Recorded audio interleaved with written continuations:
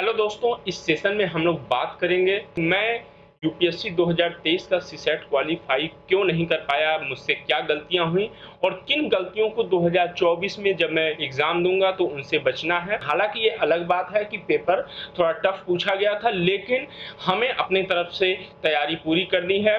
मैंने क्या गलतियां की जिससे कि मैं वो पेपर आसानी से पास कर लेता, उन गलतियों को दोहराना नहीं है, हम उस पर बात करेंगे। मेरा GS1 में अगर मैं बात करूं तो मेरा GS1 में लगभग 97 मार्क्स आ रहे हैं और GS2 की बात करें जिसे सीसैट कहते हैं तो उसमें मेरे 62 मार्क्स आ रहे हैं। तो क्या मैंने गलतियां की, हम लोग उस पर बात करते हैं। पहले पॉइंट को देखो तो इनसफिशिएंट टाइम एलोकेशन।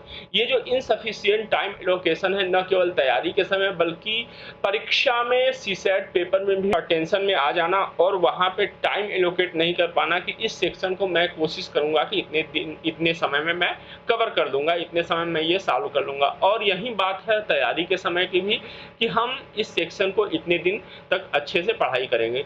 हमारी आदत होती है नॉर्मली कि हम GS1 पे बहुत अधिक जोर देते हैं, क्योंकि उसी के मार्क्स जो है उसी के मार्क्स के आधार पे हमारा ये तय होता है कि हम मेंस की परीक्षा दे रहे हैं कि नहीं दे रहे हैं, ठीक है। लेकिन हमें यह बिल्कुल नहीं भूलना चाहिए कि सीसैट उसमें बहुत ही महत्वपूर्ण रोल करता है। आप GS1 में 110 नंबर भी ले आके क्या करेंगे जब आप 67 मार्क्स नहीं ला पाए लगभग किसमें, सीसैट में, ठीक है।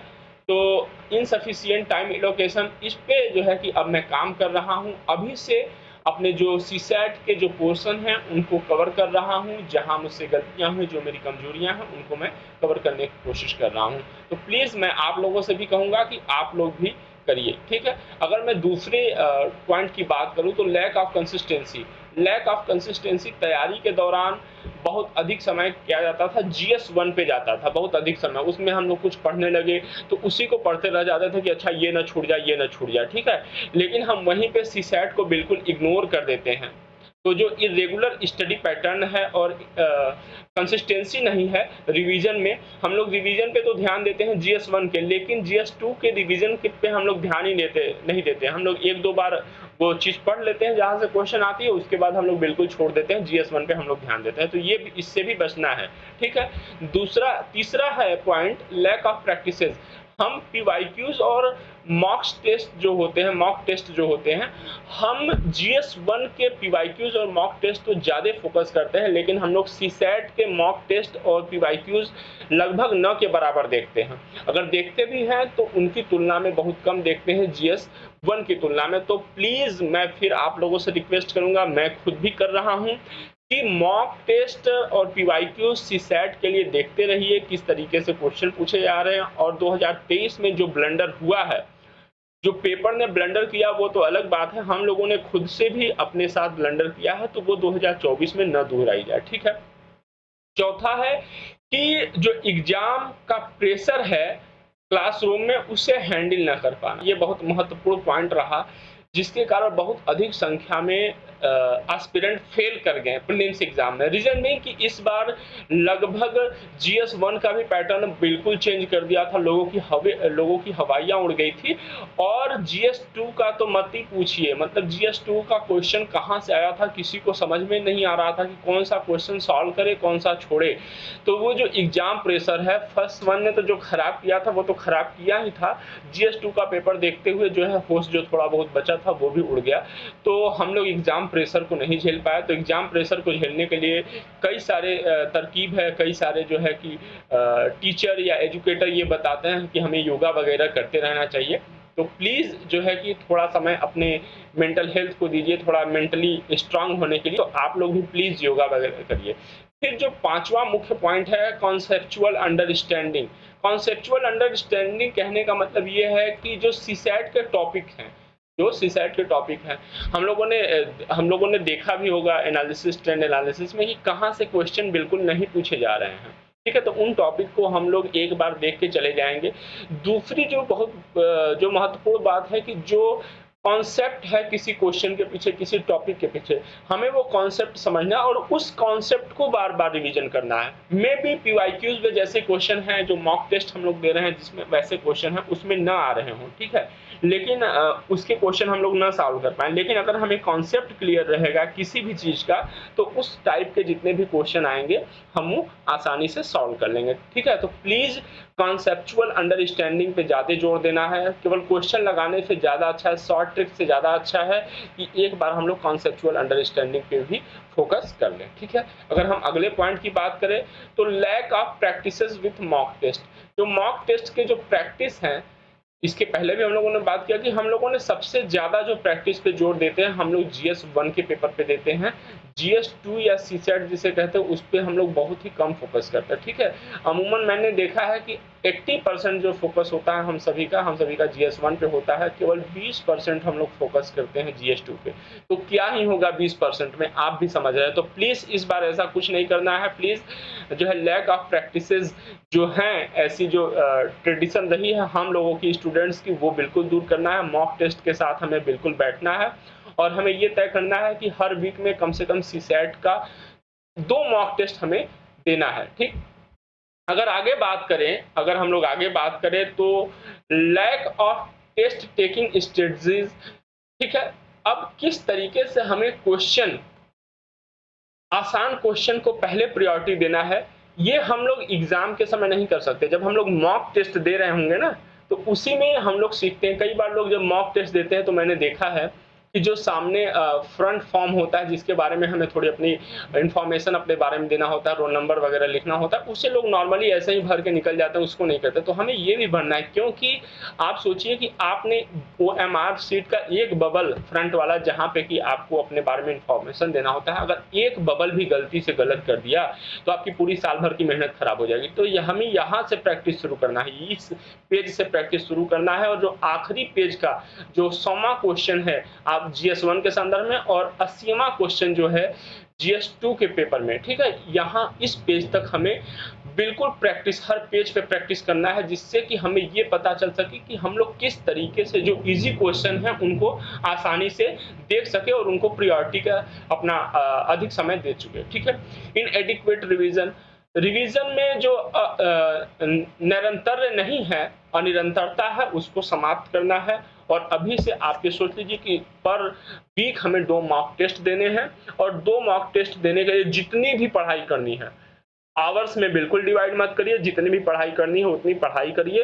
अगली बार आप देखेंगे 2024 में चाहे पेपर जैसा भी रहा, आप आसानी से कर लेंगे। आप आसानी से कम CSET क्वालिफाई करने की स्थिति में होंगे अगर पेपर इसी प्रकार से टफ रहा तो। क्योंकि आपने मेहनत करी हुई है, हर टेक्निक पे आपने मेहनत करी है कि इजी क्वेश्चन कैसे छांटने हैं, ठीक है। प्रैक्टिस के द्वारा हमें जो है कि क्वेश्चन कैसे सॉल्व करने हैं, कॉन्सेप्ट क्या है, तमाम चीजों पे आपने किया होगा। आप अगर अगला पॉइंट हम लोग देखें तो poor time management during exam. अच्छा, poor time management during exam, ये केवल एग्जाम में तो है ही, एग्जाम रूम में तो है ही, उसके पहले भी हम लोग टाइम मैनेजमेंट नहीं कर पाते। अगर हम लोग एग्जाम रूम की बात करें तो हमें प्रैक्टिस ही नहीं होता कि मॉक टेस्ट के द्वारा हम लोग ने प्रैक्टिस ही नहीं किया होता है कि कैसे पेपर को हमें मैनेज करना है, किस टॉपिक को पहले करना है, किस टॉपिक को बाद में करना है, ठीक है, क्वेश्चन कैसे करने हैं।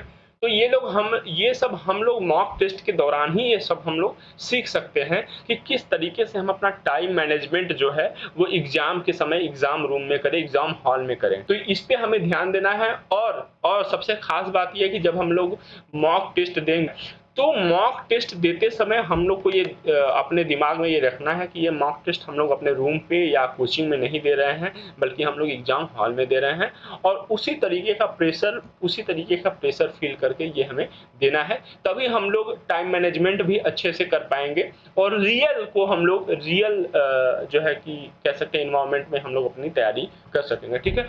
Distraction and lack of focus, इस उम्र की भी तमाम डिस्ट्रैक्शंस होती हैं जिसके कारण हम फोकस नहीं कर पाते। और तमाम ऐसे परीक्षा के समय अगर हम लोग अगर उम्र के बाद हम लोग बात करें एजुकेशन रिलेटेड या परीक्षा के समय मटेरियल रिलेटेड, तो आप देखेंगे अभी तो आपके मार्केट में बहुत कम मटेरियल मिलेंगे, लेकिन जैसे ही एग्जाम पास आएगा ना, मार्केट में मटेरियल्स की बम्बार्डमेंट हो जाएगी और लोगों को वो मटेरियल्स भी डिस्ट्रैक्ट करते हैं। उम्र के डिस्ट्रैक्शन के साथ-साथ मटेरियल का डिस्ट्रैक्शन जो है कि काफ़ी डेडली कॉम्बिनेशन बन जाता है और निश्चित तौर पे हमारे फ़ोकस को कम कर देता है एग्ज़ाम के लिए। तो हमें बिल्कुल इससे बचना है और हमें ये तय कर लेना है कि हमें ये अगर हम कोई बुक पढ़ रहे हैं, ये बुक पढ़ रहे हैं, किसी भी टॉपिक के लिए तो हमें उसी बुक को एक ही सोर्स को हमें बार-बार यूज़ करना है, हमें मटेरियल्स के पीछे नहीं भागना है। ठीक, अगर हम लोग अगला पॉइंट देखें तो मिस इंटरप्रिटेशन ऑफ क्वेश्चन भी कई बार हम लोगों से हुए हैं इस एग्ज़ाम में। क्वेश्चन समझ में नहीं आया, जल्दी-जल्दी प्रेशर इतना है एग्ज़ाम का कि हम लोग को जो क्वेश्चन सही पढ़ ही नहीं पाए, क्वेश्चन समझ ही नहीं पाए कि वो पूछ क्या रहा है। तो बहुत सारे क्वेश्चन इस कारण भी एग्ज़ाम प्रेशर के कारण बहुत सारे क्वेश्चन इस कारण भी गलत हो जाते हैं कि हम लोग उनको मिस इंटरप्रेट कर देते हैं। तो प्लीज़ अगर हम लोग अभी से क्वेश्चन करने की प्रैक्टिस करते रहेंगे तो हम लोग एग्ज़ाम हॉल में किस तरीके से क्वेश्चन को पढ़ना है, कहाँ पे रुकना है, कहाँ से वापस से शुरू करना है, ये हम लोग आसानी से सीख चुके होंगे और क्वेश्चन के मिस इंटरप्रिटेशन से बच जाएँगे। अब उसके साथ जो सबसे बड़ी इश्यूज़ आती है कई बार तैयारी के दौरान, हेल्थ इश्यूज़, हेल्थ प्रॉब्लम। आपकी फिज़िकल हेल्थ तो है ही, जैसे अभी देखिए क्या है कि अभी दिल्ली वगैरह में मतलब आप समझ सकते हैं डेंगू वगैरह बहुत तेज़ी से फैल रहे हैं, ठीक है? कंजक्टिवाइटिस फैल रहा है, तो तमाम तरीके की जो फिज़िकल हेल्थ रिलेटेड तो हैं ही, साथ ही साथ मेंटल हेल्थ भी है। मेंटल हेल्थ, पेपर इतना टफ आ गया, पेपर देख के हमारे होश उड़ गए, हम लोग के हाथ ही बबल ही नहीं कर पा रहे हैं। तो इस स्थिति से बचने के लिए, मेंटल हेल्थ को मजबूत करने के लिए, जैसे कि पहले मैंने बात किया था, थोड़ा वॉकिंग करिए, थोड़ा योगा करिए, थोड़ा प्राणायाम करिए, तो इससे हम लोग निजात पा सकते हैं, ठीक है? थोड़ा कह सकते हैं कि थोड़ा अपने लाइफ जो जीवन शैली है ना, उसको थोड़ा कंट्रोल्ड वे में जीवन जीना शुरू करिए, थोड़ा बाहर का खाने से बचिए। एक बार तो ऐसा हुआ, अभी इस बार मेरे एक फ्रेंड्स हैं, वो एपीएफसी का एग्ज़ाम दे रहे थे, ईपीएफओ एपीएफसी का, और उन्हें प्यास लगी थी, उन्होंने ज़्यादा पानी पी लिया एग्ज़ाम के पहले, और ऐसे सेंटर पे उनका पड़ा हुआ था कि बीच में उनको नेचर कॉल आया, बहुत पानी अधिक पीने के कारण, लेकिन जो कक्ष निरीक्षक थे, उन्होंने उनको जो है परमिशन नहीं किया कि आप जाइए, टॉयलेट चले जाइए। और केवल इसके कारण, अधिक पानी पीने के कारण उनका पेपर खराब हो गया, क्योंकि उस स्थिति में आप भी समझ सकते हैं कि कोई अच्छे से पेपर नहीं कर सकता है। तो प्लीज़, तो इन सब चीज़ों पे भी ध्यान देना है कि एग्ज़ाम के पहले हमें कोई भी ऐसा नहीं करना है, कुछ भी ऐसा नहीं करना है जिससे कि हमें एग्ज़ाम हॉल में थोड़ा भी हमारा समय बर्बाद हो। इनएडिक्वेट टाइम फॉर सेल्फ एनालिसिस। कई बार हम लोग सेल्फ एनालिसिस से बचते हैं, सेल्फ एनालिसिस नहीं करते। जैसे एग्जाम के बाद कई बार लोग आते हैं, ठीक है रिजल्ट नहीं है, फिर अगली उसी वे में तैयारी शुरू कर देते हैं। हम लोग सेल्फ एनालिसिस नहीं करते कि क्या टॉपिक हमारे कमजोर है, किस टॉपिक से क्वेश्चन हम लोगों ने गलत किया, हम लोगों ने तैयारी करते समय कितना फोकस किया था इस टॉपिक पे। तो प्लीज इन सबको एनालाइज करिए खुद को कि कैसे हम लोगों ने कहाँ गलती करी, एग्जाम के दौरान कहाँ गलती करी, तैयारी के दौरान कहाँ गलती करी, किन क्वेश्चन के कारण हमारा सिलेक्शन रुका है। तो इसको भी थोड़ा वो करिए, एनालाइज करिए और अपने खुद पे वर्क करिए, खुद की स्ट्रेटजी पे वर्क करिए, ठीक है। सेल्फ मोटिवेशन बनाए रखिए। आप सेल्फ मोटिवेशन बनाए कि आपको यूपीएससी क्यों करना है। आपका खुद का एक जो है कि जो आप ये सोचेंगे क्यों करना है, जिस दिन आपको इसका जवाब मिल गया उस दिन आप सेल्फ मोटिवेटेड रहेंगे। आपको इंस्टेंट मोटिवेशन की किसी भी टेक्निक की जरूरत नहीं होगी। तो सेल्फ मोटिवेट रहने में बहुत ज़्यादा हेल्प करता है। आपका हेल्थ वगैरह बहुत अच्छा हो, मेंटल प्रिपरेशन बहुत अच्छा हो, तो आप सेल्फ मोटिवेटेड रहें। हर एक पॉइंट एक दूसरे को आप सेल्फ एनालाइज करेंगे तो आपको पता रहेगा कि नहीं यार, मैंने ये गलती करी थी उस बार, इस बार ये गलती नहीं होगी। तो आप ऐसे भी सेल्फ मोटिवेट रहेंगे, ठीक है। जब आप सेल्फ मोटिवेट रहेंगे तो आपका जो कॉन्फिडेंस है ना, वो हमेशा बूस्ट रहेगा। आपका मोटिवेशन लो रहेगा, आप में लैक ऑफ कॉन्फिडेंस रहेगा। तो इस तरीके से हम इन पॉइंट्स को मैंने जो है कि पॉइंट आउट किया है कि हमसे कहाँ गलती हुई और आप किन पॉइंट पे गलती करने से बच के आप अपना जो है कि तैयारी बहुत अच्छा कर सकते हैं। एक चीज हमें हर समय ध्यान रखना है कि जो फेलियर है ना, वो परमानेंट नहीं है, ठीक है। यहाँ पे कांस्टेंट केवल एक ही चीज है जो कि चेंज है, ठीक है। परिवर्तन ही स्थिर है, बाकी सब कुछ जो है कि बदलता रहता है। तो उसी प्रकार फेलियर भी परमानेंट नहीं है। जब हम राइट अप्रोच और राइट डेडिकेशन से काम करेंगे, ठीक है, तो निश्चित तौर पे एक दिन हम लोग सक्सेस जरूर प्राप्त करेंगे। तो चलिए फिर मिलते हैं किसी अगले सेशन में। तब तक के लिए जय हिंद, जय भारत।